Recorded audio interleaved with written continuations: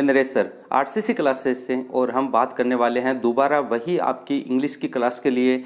और मैंने बात किया था जो लास्ट की जो क्लास है उसमें मैंने बिल्कुल जीरो लेवल से आपको पढ़ाने की कोशिश की, तो मैं दोबारा वही वीडियो दोबारा लेके आने वाला हूं ताकि आपको ज़्यादा समझ में आ पाए। और दोबारा से वही जीरो लेवल से मैं दोबारा बातें बताऊँगा। अभी एक आपको पता है एक पार्ट में पूरा काम नहीं होने वाला है, तो अभी जस्ट दोबारा हम जीरो लेवल से पढ़ेंगे। आपकी जो जड़ है मैं उसको मजबूत करना चाहता हूं। तो हमने कल क्या पढ़ा था वो मैं बता देता हूं आपको। हमने सबसे पहले पढ़ा था कि सेंटेंस, जो सेंटेंस है इसके बारे में पढ़ा था। इसमें कितने एलिमेंट्स बताए थे मैंने? 5 बताए थे। वो कौन से हैं? SVOCA, यही तो मैंने बताया था। इसका क्या मतलब होता है? सब्जेक्ट इसका, वर्ब इसका,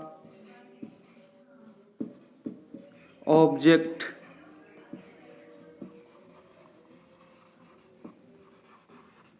कॉम्प्लीमेंट और इसका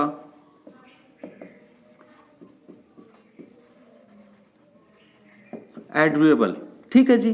तो हमने कल क्या बात की थी इसके बारे में आपको मैंने बताया था। सब्जेक्ट के बारे में हमारी बात हो गई थी। ये सब्जेक्ट है भैया, ये किस किस का बनता है? ये मैंने कल भी बताया था। ये आपका बनता है नाउन का और दूसरा बनता है प्रोनाउन का। ये बात तो मैंने बता दी थी। ये तो लगभग बच्चे बता भी देते हैं कि सब्जेक्ट किस किस का बन सकता है। ये नाउन और प्रोनाउन का बताया था, लेकिन मैंने साथ में आपको कल बताया था कि ये जिरेंट का भी बनता है। और मैंने ये बताया था किस किस का बन सकता है। ये इन्फिनेटिव का बन सकता है, इन्फिनेटिव का बनता है। ये किसका और बन सकता है? फ्रेज का बन सकता है। ये साथ साथ में और किसका बन सकता है?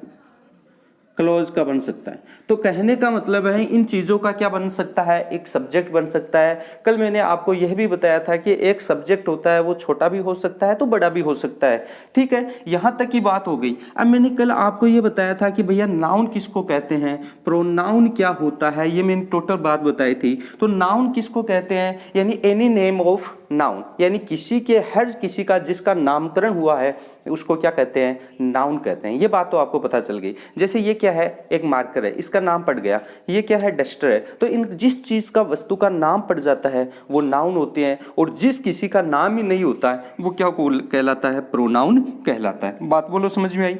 अब जिरेंट के बारे में मैंने बताया था कि ये क्या होता है कि वर्ब की जो फर्स्ट फॉर्म होती है उनमें ING जोड़ देते हो तो वो क्या कहलाता है? जिरेंट कहलाता है। ये किसका काम कर सकता है? सब्जेक्ट का काम करता है। इन्फिनेटिव का क्या मतलब होता है? जिसमें टू प्लस वर्ब की फर्स्ट फॉर्म जुड़ जाती है उसे क्या कहते हैं? टू इन्फिनेटिव कहते हैं। फ्रेज आपको पता है नॉर्मल चीज है, यानी दो या एक दो वर्डों को जोड़ के जो वर्ड जोड़ के जो सारांश देते हैं उनको क्या कहते हैं? फ्रेज कहते हैं। बट नॉट कंप्लीट, वो कंप्लीट नहीं होते हैं। ठीक है जी। क्लास क्या होता है? एक group of word of meaningful but not complete, उसे क्या कहते हैं? क्लास कहते हैं। ये मैंने धीरे धीरे में सब चीजों के बारे में आपको दोबारा बताऊंगा, लेकिन ये क्या है? हमारी बेसिक क्लास है, तो इस बेसिक क्लास के बारे में मैं इतना आपको बता रहा हूं। तो हमने कल क्या पढ़ा था? इस सब्जेक्ट के बारे में हमने पूरी डिटेल ली थी। आज हमारा नंबर है किसका? इस वर्ब का। अब ये भैया वर्ब क्या होती है इसके बारे में आप देखो। ये देखो, आप देखने में आपको छोटी सी चीज लग रही है तो आप स्क्रीनशॉट लेना चाहते हो तो ले सकते हो एक बार जी। अब देखो आगे की बात करते हैं। इसमें सेकंड पार्ट हमारा क्या है? इसमें बात करेंगे कौन सा? वर्ब के बारे में। ये लो जी वर्ब। ठीक है जी, ये वर्ब है। अब वर्ब क्या होती है? पहली बात तो ये देखो, यानी एक कोई भी सेंटेंस होता है उसमें एक्शन और स्टाइल को जो शोज करती हैं वही क्या कहलाता है? एक वर्ब कहलाता है। यानी कहने का मतलब है कि कोई भी आप सेंटेंस बनाते हो तो उसमें सबसे पहले जरूरत किसकी पड़ती है? सब्जेक्ट की पड़ती है, उसके बाद में वर्ब की पड़ती है, इसके बाद में अदर वर्ड की पड़ती है। यानी कहने का मतलब है सब्जेक्ट के बाद में ये वर्ड आता है। ठीक है। अब दूसरा मैं हिंदी में आपको बताना चाहूं कि कोई भी हिंदी का वर्ड है उसमें आप न लगाते हो, न लग जाता है तो वो क्या कहलाती है? वर्ब कहलाती है। जैसे रोना, हंसना, खेलना, कूदना, ये सब क्या है? इसमें न लगता है। तो जिस वर्ड में न लग जाता है तो वो क्या कहलाती है? वर्ब कहलाती है। बोलो समझ में आए ना इतना बात तो? ओके। इसके बाद हम बात करते हैं जो ये वर्ब है ये इंग्लिश में कैसी होती है। अब देखो इंग्लिश में क्या करती है ये? शोज करती है। किसको करती है? दो चीजों को करती है भैया। ये किस चीज को करती है? एक तो करती है एक्शन और दूसरी करती है स्टाइल। जो वर्ड एक सेंटेंस में एक्शन और स्टाइल को शो करती है उसे क्या कहते हैं? एक वर्ब कहते हैं। और एक और मैंने कल बात बताई थी कि कोई भी सेंटेंस है एक वर्ब के बिना वो हमेशा क्या होता है? अधूरा होता है। एक सेंटेंस कभी भी क्या नहीं बन सकता? एक वर्ब के बिना कंप्लीट नहीं हो सकता है। एक सेंटेंस में सब्जेक्ट नहीं होगा तो भी वो सेंटेंस बन सकता है। एक सेंटेंस में ऑब्जेक्ट नहीं होगा तो भी सेंटेंस हो सकता है। एडजेक्टिव नहीं होगा तो भी बन सकता है। एडवर्ब नहीं होगा तो भी बन सकता है। यानी किसी भी चीज की जरूरत नहीं पड़ सकती, लेकिन सबसे ज्यादा जो वर्ड इंपॉर्टेंट होता है वही हमारा क्या होता है? वर्ब होता है। तो ये बहुत ही ज्यादा इंपॉर्टेंट वर्ड है। इसलिए ये जो सेंटेंस है, दुनिया का कोई भी सेंटेंस देख लो, उसमें यदि आपको वर्ब नहीं मिलेगी तो ये देख लो कि वो सेंटेंस होगा ही नहीं। तो इंपॉर्टेंट बात आपकी ये मैंने बता दी। तो एक शो किसको करती है? ये वर्ब एक्शन और स्टाइल को शो करती है। ठीक है जी। अब कोई भी सेंटेंस है, जैसे he goes to Jaipur, he goes to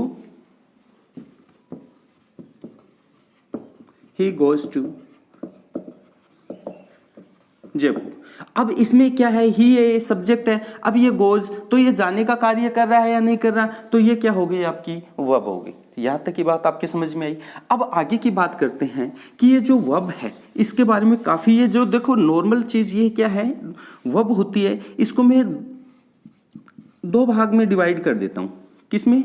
दो भागों में डिवाइड करूंगा। इसमें एक तो होती है भैया मेन वर्ब। कौन सी होती है जी? मेन वर्ब, जिसको एमवी भी बोलते हैं, कोई दिक्कत नहीं है। दूसरी होती है इसमें ऑक्सिलरी वर्ब। कौन सी? ऑक्सिलरी वर्ब, जिसको क्या बोलते हैं आप? हेल्पिंग वर्ब बोलते हैं जी। ठीक है जी। अब जो वर्ब कितने प्रकार की बताइए? यहाँ पे आपको दो प्रकार की बताइए। कौन कौन सी है? एक तो मेन वर्ब होती है और दूसरी हेल्पिंग वर्ब होती है, जिसको ऑक्सिलरी वर्ब कहते हैं। ठीक है। इनकी टोटल संख्या कितनी होती है भैया? इनकी टोटल संख्या होती है 24। ठीक है। याद रखना कि ऑक्सिलरी वर्ब या हेल्पिंग वर्ब पूरी जो हमारी जो इंग्लिश होती है उसमें 24 होती है। यहाँ मेन वर्ब की बात कर लेते हैं तो इनकी कोई संख्या निर्धारित नहीं होती है, ये अनलिमिटेड होती हैं। ठीक है जी। अब बात ये करते हैं कि हमारी डिक्शनरी में जितने भी वर्ब हैं वो कौन सी वर्ब है? वो हेल्पिंग वर्ब है या मेन वर्ब है? वो हमेशा कौन सी में होती है? मेन वर्ब होती है। और इनकी संख्या नहीं होती, ये अनलिमिटेड होती है। पहली बात तो अब इसको मैं 3-4 भागों में डिवाइड करूंगा। जैसे इसको ए भाग में डिवाइड कर देते हैं तो यहां पे कौन सी होती है? एक तो रेगुलर वर्ब। दूसरी इसका कौन सा होता है? Irregular verb. ठीक है। अब दूसरी पार्ट में डिवाइड करते हैं इसको तो यहां पे कौन सा हो जाता है? Transitive verb. और दूसरा हो जाता है इसमें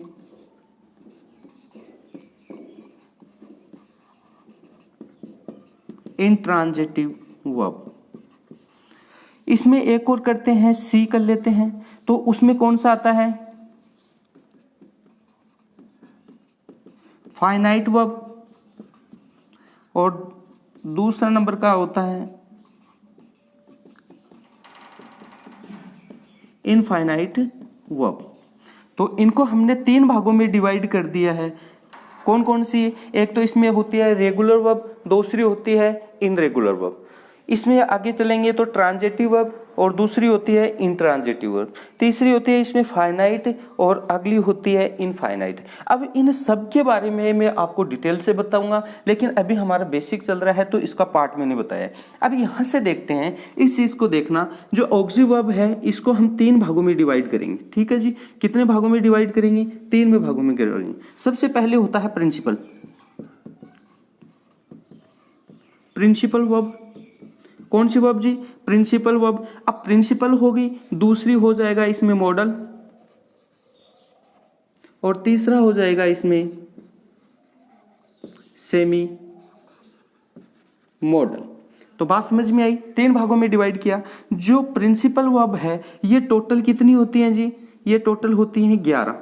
मॉडल कितने होते हैं टोटल, ये होते हैं 10, और सेमी मॉडल कितने होते हैं, ये होते हैं 3। तो आपको इतना तो नॉलेज होना ही चाहिए। आपको पूछ ले कि मॉडल कितने होते हैं, तो मॉडल होते हैं 10, और आपको पूछे कि सेमी मॉडल कितने होते हैं, तो सेमी मॉडल होते हैं भैया 3। यहाँ तक की बात समझ में आई। और प्रिंसिपल वर्ब, ये प्रिंसिपल कितने वर्ब होती हैं, तो ये होती हैं 11। ठीक है, तो ये नॉर्मल बातें हैं, आपको इतना आना ही चाहिए। ठीक है जी। अब प्रिंसिपल वर्ब में कौन कौन सी आ जाती हैं वो देखो, each, am, are, was, were। ठीक है जी। इसमें आता है do, does और did। इसमें अगला आता है has, have और had। तो टोटल की कितनी हो गई हमारी, 11 हो गई। तो प्रिंसिपल भी कितनी हो गई, 11 हो गई। अब बात करते हैं कि मॉडल, तो मॉडल कितने होते हैं भैया, 10 होते हैं। कौन कौन से होते हैं वो देखो आप। पहले तो इसमें कर देते हैं shall, will, can, may, should, would, might,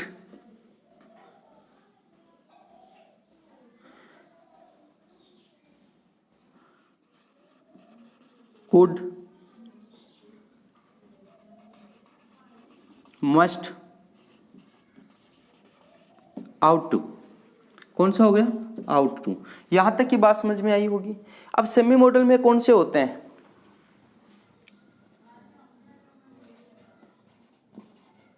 dare, need,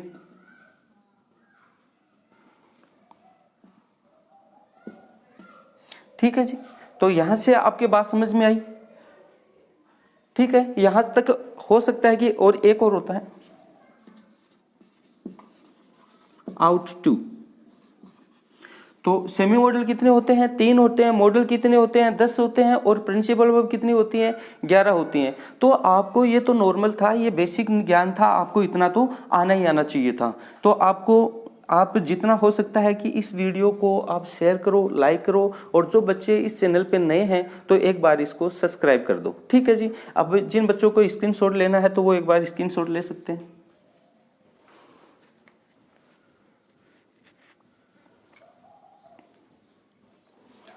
ठीक है जी, ले लिया होगा। तो कम से कम ये जो वर्ब है इसको पढ़ाने में मेरे को कम से कम 10 दिन लगेंगे। ये तो केवल आपको बेसिक नॉलेज दे रहा हूँ, तो आप केवल आपकी जड़ है वो उसको मजबूत करने की कोशिश की जा रही है आपकी यहाँ पे। ठीक है जी।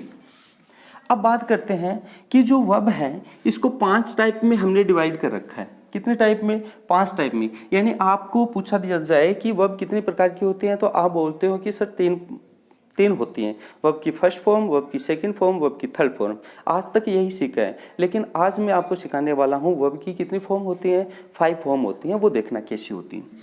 अब ये होती है, एक तो होती है वर्ब की फर्स्ट फॉर्म, दूसरी होती है वर्ब की सेकंड फॉर्म, तीसरी है वर्ब की थर्ड फॉर्म, चौथी है आपकी वर्ब की फोर्थ फॉर्म, और पांचवी है आपकी वर्ब की 5 फॉर्म। ठीक है जी। अब यहाँ से बात करते हैं आप, और यहाँ पे जो बेसिक होती है, बेसिक फॉर्म होती है, यहाँ से हम डिवाइडेशन कर देते हैं इसका।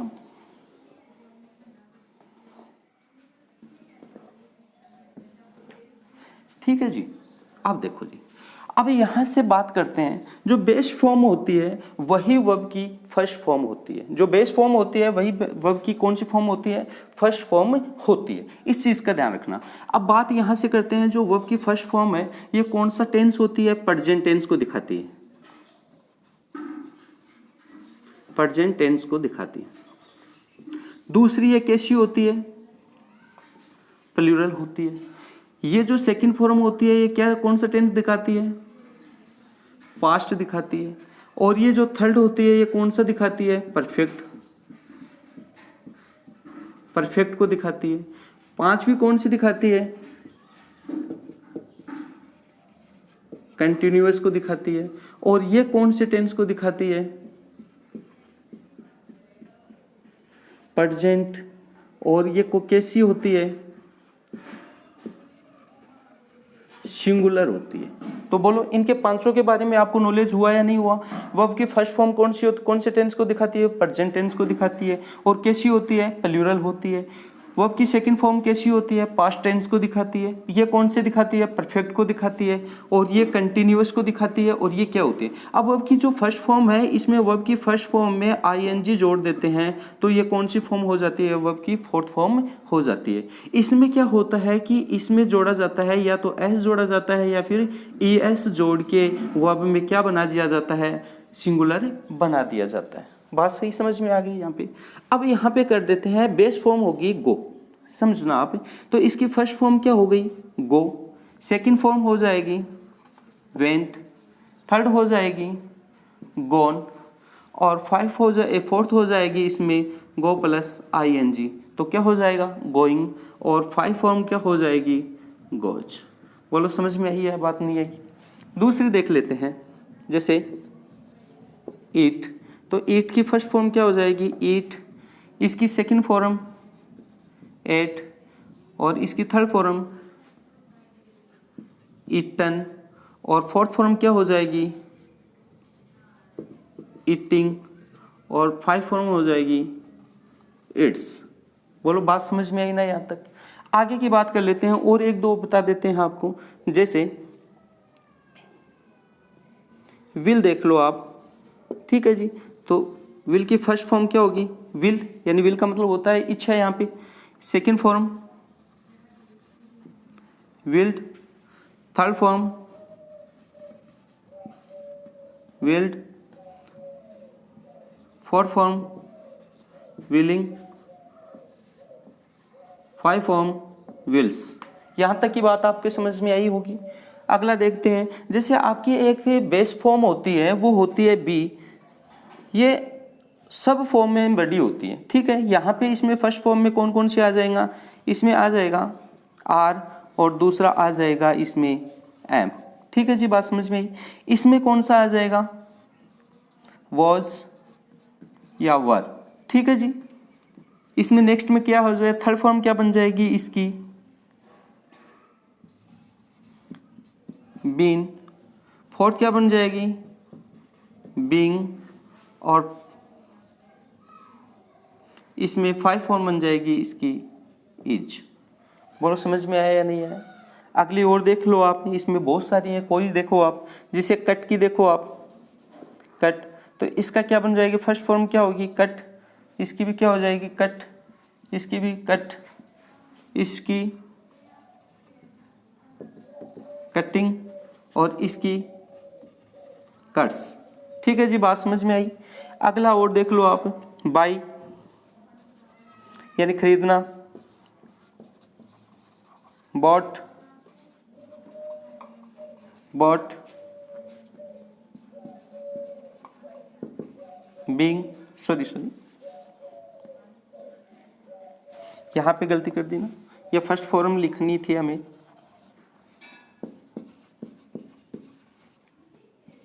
बॉट और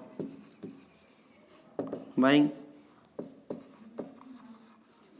ठीक है।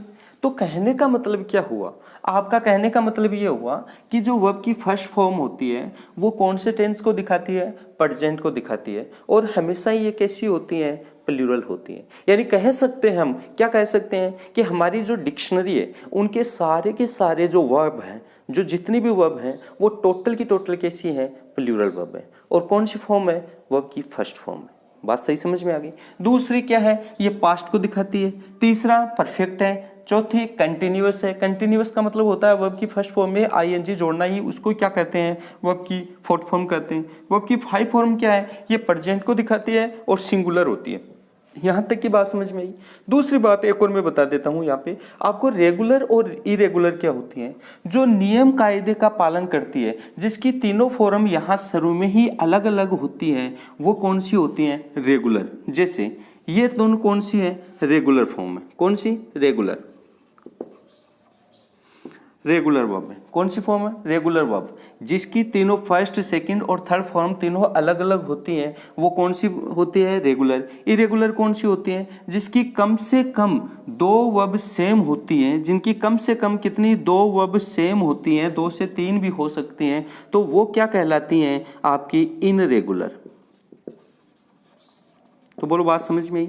रेगुलर इनरेगुलर की बात तो मेरे ख्याल से समझ में आई होगी आपकी। तो आप इसका स्क्रीनशॉट लेना चाहते हो तो ले सकते हो।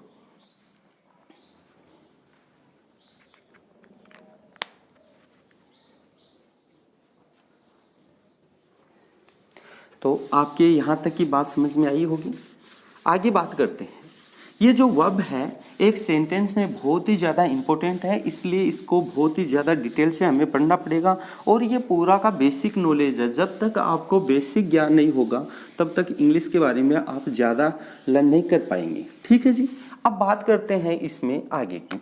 अब देखो मैंने कहा कि यदि सब्जेक्ट आएगा एक सेंटेंस में, वर्ब आएगी और एक अदर वर्ड आ जाएगा। पूरा सेंटेंस यानी ये एक इसकी क्या होती है? स्ट्रक्चर होती है। क्या होती है? स्ट्रक्चर होती है। यानी सबसे पहले क्या आता है? सब्जेक्ट आता है, वर्ब आती है, अदर वर्ड आता है। अदर वर्ड में क्या आ सकता है? इसमें ऑब्जेक्ट भी आ सकता है, एडजेक्टिव भी आ सकता है, यानी कुछ भी यहाँ पे अदर वर्ड आ सकते हैं आपको। तो हमें तो दोनों बातें यही सीखनी है। सबसे पहले यहाँ पे एक बात सीखना आप, यदि सब्जेक्ट ये हमेशा ही इसकी पैदाइश कैसी होती है? पहली बात तो ये समझो, जो सब्जेक्ट है इसकी पैदाइश ही कैसी होती है? सिंगुलर होती है। कैसी होती है? सिंगुलर होती है। और दूसरी यहाँ पे वो कर देते हैं वर्ब, ये पैदाइश ही कैसी होती है? प्लूरल होती है। बात समझ में आ गई? अब कोई भी एक सेंटेंस है, इसको सही रूप देने के लिए यदि सब्जेक्ट कैसा होगा? सिंगुलर होगा, तो इसके साथ आने वाली जो वर्ब है वो भी कैसी होगी? सिंगुलर आएगी। यदि इसका जो सब्जेक्ट है वो कैसा होगा? प्लूरल है,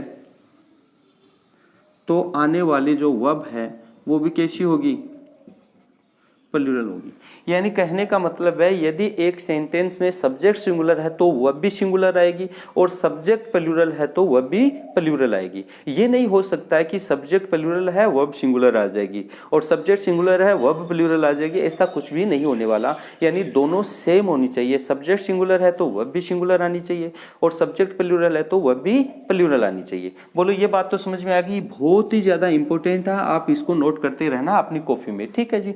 अब बात करते हैं कि सब्जेक्ट हमेशा ही आजीवन ही कैसा होता है? ये कैसा होता है? सिंगुलर होता है। और वर्ब आजीवन ही कैसी होती है? प्लूरल होती है। ठीक है ना? तो डिक्शनरी के सारे वर्ड कैसे होते हैं? प्लूरल होते हैं। सही समझ में आएगी ये बात? अब देखो, यदि कोई भी सब्जेक्ट है तो हम उसका क्या करते हैं? हम उसको प्लूरल बनाते हैं तो एस या फिर ईएस लगा के, या फिर इसमें मोर देन वन यानी एक नाम से ज़्यादा जोड़ के उसको क्या बनाते हैं? प्लूरल बनाते हैं। तो बोलो मेरी ये बात समझ में आ रही है या नहीं आ रही है आपको? यानी कोई भी जो सब्जेक्ट होता है उसमें आप एस या ईएस या फिर 2 नाउन एक साथ में जोड़ देते हैं तो वो किसका रूप ले लेता है? वो प्लूरल बन जाता है। वो सब्जेक्ट कैसा बनेगा? वो प्लूरल बन जाएगा। बात आई क्या समझ में आपके यहाँ पे? और कोई भी वर्ब होती है ये हमेशा से पहले से ही कैसी होती है भैया? ये तो पहले से ही कैसी होती है? प्लूरल होती है। इसको सिंगुलर बनाने के लिए इसमें एस या फिर क्या जोड़ा जाएगा? ईएस जोड़ा जाएगा। जब इसमें एस या ईएस जोड़ दिया जाता है तो ये कैसी बन जाती है? ये जो वर्ब बन जाएगी ये कैसी बन जाएगी? सिंगुलर बन जाती। बोलो ये बात समझ में आ रही है क्या आपको? आराम से समझ में आ रही होगी। अब देखो बात समझ में आई, यदि सब्जेक्ट आपका सिंगुलर है तो वर्ब भी आपको कैसे लेनी पड़ेगी? सिंगुलर लेनी पड़ेगी। यदि सब्जेक्ट आपका कैसा है? प्लूरल है, तो वर्ब भी कैसे लेनी पड़ेगी? प्लूरल लेनी पड़ेगी। बोलो बात समझ में आई? अब जैसे मैं यहाँ पे कर देता हूँ, जैसे बॉय है तो बॉय कैसा है भैया? सिंगुलर है। तो आप इसमें क्या जोड़ेंगे? एस जोड़ देंगे तो ये कैसा बन जाएगा? प्लूरल बन जाएगा। यहाँ पे गर्ल है तो इसमें एस जोड़ते ही क्या बन जाएगा, प्लूरल बन जाएगा। अब इनके साथ में आप गो लगाएंगे या गोज लगाएंगे, तो आप गो कर देंगे, बॉयज गोज, तो ये क्या हो जाएगा, गलत हो जाएगा। गर्ल्स गोज, तो ये क्या हो जाएगा, गलत हो जाएगा, क्योंकि ये कैसी है हमारे, ये प्लूरल है। कैसी हैं जी, प्लूरल हैं। तो आने वाली वर्ब भी कैसी होगी, प्लूरल ही होगी। तो ये यहाँ पे क्या करना पड़ेगा, इसके साथ में गो करना पड़ेगा, तब जाके सही होगा। यदि हमारा बॉय है तो बॉय के आगे हम गो नहीं कर सकते, क्योंकि ये कैसा है, सिंगुलर है, और ये कैसा है, प्लूरल है। तो सिंगुलर प्लूरल नहीं हो सकते, इसलिए हमें क्या करना पड़ेगा, बॉय गोज करना पड़ेगा। बोलो सही समझ में आई या बात नहीं आई, यहाँ तक की बात समझ में आ गई। यहाँ पे क्या होता है, जैसे गो है तो गो हमारा कैसा है, प्लूरल है।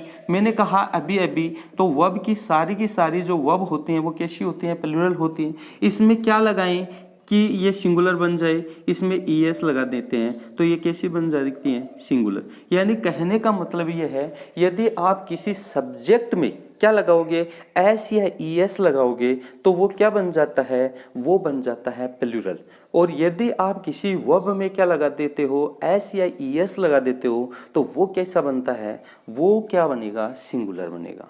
तो कोई भी आप सेंटेंस बनाते हो तो हमेशा सब्जेक्ट होगा, तो वह सब्जेक्ट यदि सिंगुलर होगा तो आने वाली वर्ब भी कैसी होगी, सिंगुलर होगी। और सब्जेक्ट यदि प्लूरल होगा तो आने वाली जो वर्ब होगी वो भी कैसी होगी, प्लूरल होगी। यानी subject singular, verb singular, subject plural, verb plural, तभी जाके एक सेंटेंस सही बनता है। तो बात आई है समझ में मेरी। फिर बात करते हैं कि छोटी सी दो बातें और रह गई, ताकि हमें कल इसको लेना नहीं पड़े, मैं वो बात और बता देता हूँ। तो आप इसको एक बार राइट करना चाहते हो तो देख लो, आप इसका स्क्रीनशॉट ले लो आप। तो आपने ले लिया होगा, ठीक है जी। आप देखो आगे की बात और करते हैं।